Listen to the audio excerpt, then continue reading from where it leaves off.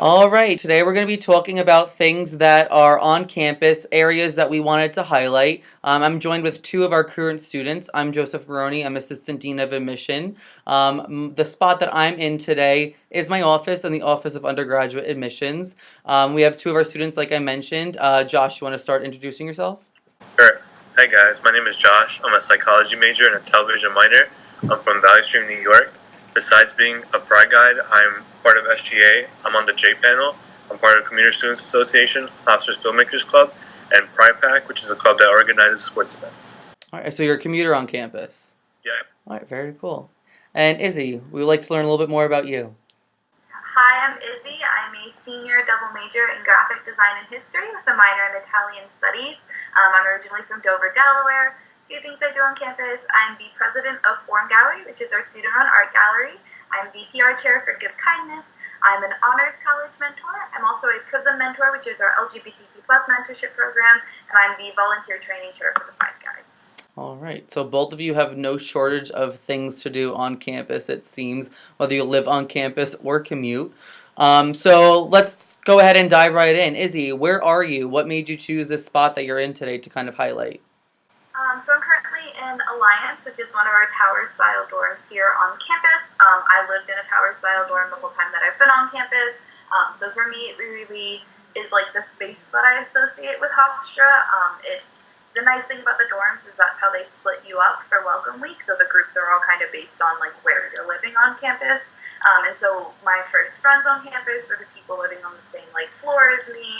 And a lot of the time that I spent getting used to freshman year with people like in my dorm room studying here, this was really like my starting spot here at Hofstra. All right, and Josh, it looks like you have some pretty cool things behind you. Where are you at? I'm located in Studio A, which is inside the Lawrence Herbert School of Comm. It's one of the bigger production studios on Long Island, and this is like my second home, and like I really love this place because when I first came here for college tour, my Pride Guide actually brought me in here, and I was fascinated by like the lights, the cameras, all the equipment, the screens. So this is my favorite place to be on campus. All right. And is that primarily used just like for when students have like a film or a TV show to do for class, or is that like a multifunctional kind of facility? So this Studio A is actually a classroom. So professors like to hold class in here. You'll see boards and stuff like that. This is where Hofstra student-run TV channel films. So it's called the Heat Network. We have like 9 to 10 different shows. We have comedy shows. We have a movie review show. We have a sports show, SNL ripoff called TNL. We have like a late night show. It's all filmed in here, all like student-run. So it's pretty cool seeing all the students like take care of all the cameras and the lights and like actually directing what they want to film. That's awesome.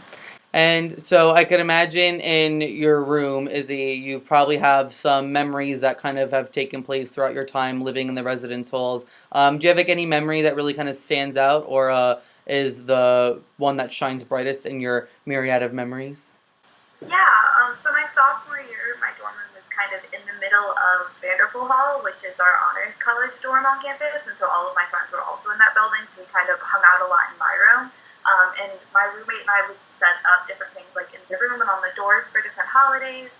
So we had little ghosts up for Halloween, and like we did hand turkeys with all of our friends for for Thanksgiving. But the big one was for Christmas. We all kind of came together and set up the whole room for it. So we had little lights up and a teeny tiny little Christmas tree.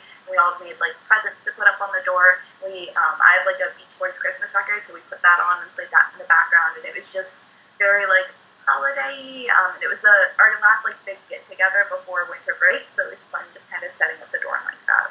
All right, cool. And you kind of touched on a little bit, Josh, that this room that you're in is used for academic purposes. But do you ever like hang out with friends in this area, maybe between classes, or do you do things that are academic related but not necessarily for a class within Studio A? Yeah, so during in between my classes, I like to come in here and see what students are filming. There's always like student-run like films, TV shows, stuff like that in here. I actually love this room because this is where I filmed my Oscar commercial. I was in a commercial during my first semester here, and it was about not using your phones in class. It was pretty cool walking around campus, looking at the TVs, and I see myself, all my friends pointing me out. So it's pretty cool. I can imagine as a first semester Yeah, student at a college too. That yeah, must be pretty cool to see your face all over yeah, campus. yeah. For sure. So definitely a memory, 100%. Um, Now, Izzy, I could imagine, obviously, you use your room to go to sleep at night, as you would imagine. But do you utilize your space for other purposes? Like, do you study in your room at all? Is it kind of like the gathering spot for your close group of friends? Or is your space, and you kind of like to keep it that way? So it's definitely the space where I study. I'm not necessarily the type of person who goes to the library all throughout the semester. So for most of the time when I'm doing my readings for classes and writing papers, a lot of that's done here in my room up on my bed. It's also, like I said, when I lived in Vanderpool Hall, it was really the central location of all of my friends. So our dorm was the space where everyone kind of came together and hung out and spent time together. I'd have friends just swing by when they wanted to do homework, and we'd all kind of sit in different spaces in the room and do it. Just because it was so like easy for everyone to meet up there. And even now, like when we're not all in the same building, we kind of all still meet up in the dorms a lot of the time, and the rooms really are the space for all of us to kind of congregate and hang out together. All right, cool. So we can obviously see what's behind Josh. It looks like you have some pictures behind you. Would you mind showing us what else is in the room that you're in? Yeah, so also across from me, there's this nice big window kind of space. There's a nice pretty view from this room with the trees outside and everything. And then also the desk setup with kind of the AC, and there's a couple of pictures on the wall. It's a little bit clean for the summer, but general kind of idea. You've got your bed, your furniture, and then a nice big window in all of the rooms. It's nice to have that window, I'm sure, especially with that natural light, when you're doing your studying in your room. I was the complete opposite. I never studied in my room. I liked to keep it more of a social scene. As a commuter, Josh, where do you kind of do your studying? Is it in spaces like Studio A, or do you kind of have a Yes. go-to area? Sometimes when it's empty in here, I like to study in here. I also like to go to the 10th floor of the library. It has like the best view. You can see the skyline in New York City.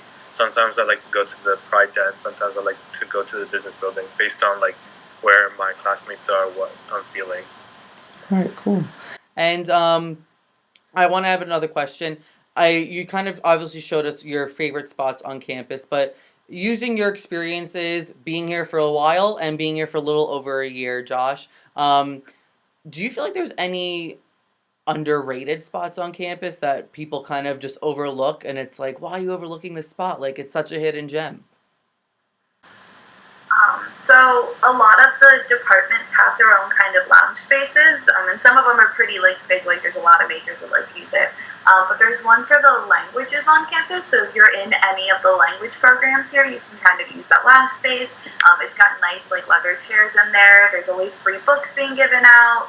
The lighting in there is really nice, and not a lot of people know that it's there and that they can use it. So it's pretty empty most of the time. So you can kind of just like spray out like around the room, kind of studying in between classes. It's a nice spot on campus. Nice.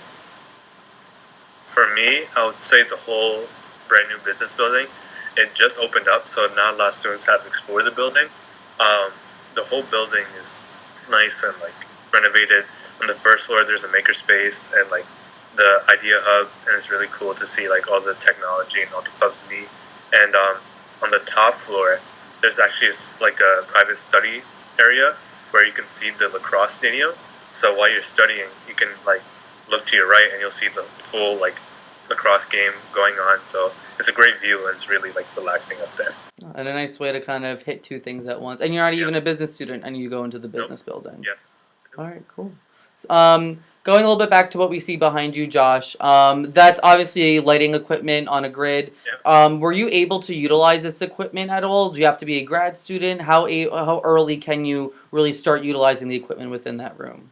You can literally get on the equipment as soon as you get here. You just need to take like that prereq classes, and those classes will teach you what like every button means, every light, what the camera does. It's really thorough, and pretty much you'll get your hands on the equipment as soon as you get here.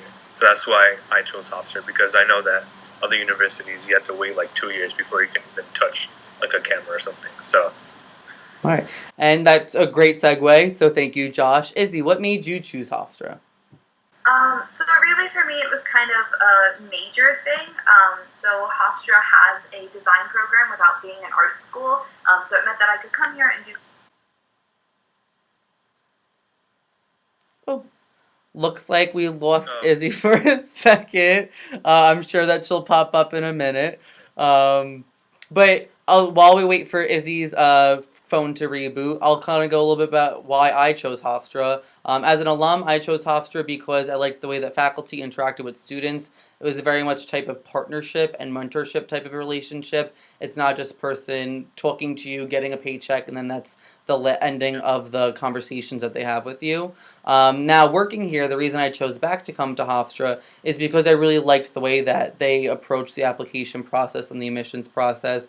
They kind of really think about a lot of the different steps before I would even think of them as an admitted student. So I like being on this end of it, helping those students who are watching the video like yourselves, watching what's going on and seeing how the progress from going to senior year of high school all the way to finishing high school will kind of wrap up. So that's why I chose Hofstra to work. Looks like we got Izzy back online. Um, so just to kind of catch up where we lost you in a second, you're just letting us know that you chose Hofstra because you're able to do design without being at an art school. Yeah, so I was able to take classes outside of my major. I could add a history major, minor. I could study abroad. So there's just a lot of freedom here at Hofstra to kind of study what you want to study and kind of explore more different spaces outside of your major, which was pretty big for me. Okay, very cool. So one last question, because this video will probably be viewed most likely by juniors and seniors who are looking at Hofstra, do you have any bits of advice for them, maybe for the application process or maybe applying to Hofstra? Josh, we'll go to you first. I would say just be organized. Make sure you have like a timeline of all the dates, and make sure you get everything in on time. So like try not to like once you're disorganized, it's a lot harder to like I guess like find and fit in at the university. So be organized and have like a plan. All right. Izzy, are you still there? Or did we lose you again? I think we lost her. I think we lost her as well.